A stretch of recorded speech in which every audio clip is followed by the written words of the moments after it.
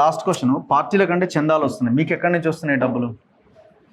మీరు వెనకాల 4-5 బౌన్సర్లు ఉంటున్నారు, హడావుడి మొత్తం అంతా హంగామా హడావుడి బాగుంటాయి కదా. చూడు, నేను ఎవరినో I am the world's highest paid speaker. నువ్వు ఇలాంటి సిల్లీ క్వశ్చన్స్ అడిగితే నీకున్న ఇమేజ్ పోద్ది.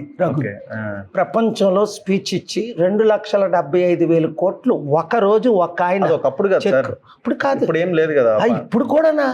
ఇప్పుడు నేను వెళ్ళిపోయి ఇండియా వదిలి స్పీచ్లు ఇస్తే అప్పుడప్పుడు ఎందుకు వెళ్తుంటాను?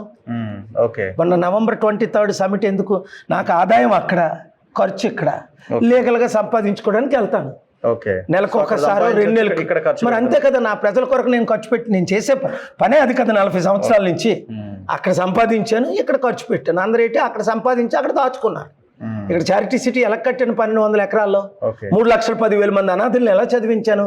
100,000 కోట్లు ఖర్చు పెట్టి 40 లక్షల వితంతులకు ప్రతి నెల ఎలాగా రెస్క్యూ చేసి ప్రతి నెల ఈ సిటీలో ఉన్న 53,000 మందికి ఈ ఆఫీస్ నుంచి 200 మంది స్టాఫ్ ఇదే ఆఫీస్లో డే అండ్ నైట్. వైజాగ్ ఇక్కడ 2 కలిపి మనీ ఆర్డర్లు ఎలా పంపించాం? మా కొరకు ప్రత్యేక పోస్ట్ ఆఫీసే ఓపెన్ చేశారు. ఎందుకంటే 53,000 మనీ ఆర్డర్లు ఆ కాలంలో.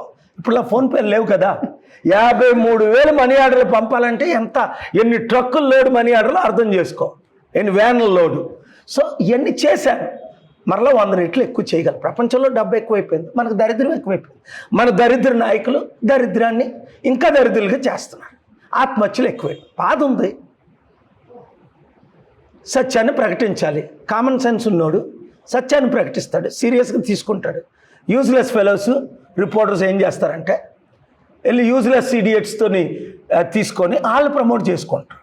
ఇక్కడ ఫ్యాక్ట్ బేస్డ్ మాట్లాడుకుంటే, ఇప్పుడు నేను ప్రజల కొరకు ఎలా పోరాడు, రైతుల కొరకు పోరాడాను, నిరుద్యోగుల కొరకు పోరాడుతున్నాను, కంపెనీలకు తీసుకురావడానికి పోరాడుతున్నాను, స్టీల్ ప్లాంట్ కొరకు పోరాడాను, ఇక్కడ హైడ్రా బిల్డింగ్లు కూల్చుతుంటే పోరాడాను. ఎందుకు బిల్డింగ్లు కూల్చడం అయిపోయింది?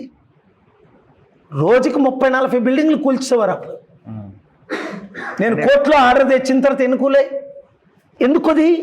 ఇప్పుడు డ్యూ ప్రాసెస్. ముందు ఐడెంటిఫై చేయాలి, తర్వాత నోటీస్ ఇవ్వాలి, లేదా కూల్చిన వీళ్ళందరినీ జైల్లో పెడతాను నేను. ఇప్పుడు రేవంత్ రెడ్డి సీఎం, రేపు ఉండడు కదా. Thank you very much. ఇది కే పాల్ గారితో స్పెషల్ ఇంటర్వ్యూ. చూస్తూనే ఉండండి మన తొలి వెలుగు.